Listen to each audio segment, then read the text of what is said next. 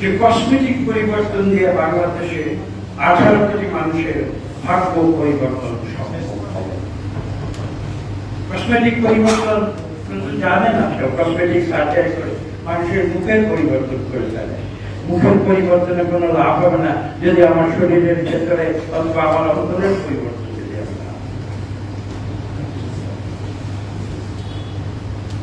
এবং সংবিধানের কিছু বাক্যের যদি আমরা পরিবর্তন করি, কিছুক্ষণ আগে যারা ছিলেন সেই আলোচনায় দীর্ঘ প্রায় 1 বছর ধরে বা 6 মাস ধরে যে আলোচনা হয়েছে সেটা বোধহয় আশা করি শেষ হয়েছে। সেখানে যারা ছিলেন তারা তিনি বলেছেন যে আমরা অনেক সংস্কারে আমরা সম্মত হয়েছি, সংবিধানের কিছু পরিবর্তন হবে। আমি স্পষ্ট করে বলে দিচ্ছি, অন্যান্য সংস্কারে যাচ্ছি না, সংবিধানের পরিবর্তন কেন, আপনারা যদি পুরো সংবিধান পাল্টেও দেন তাহলেও কোনো লাভ হবে না।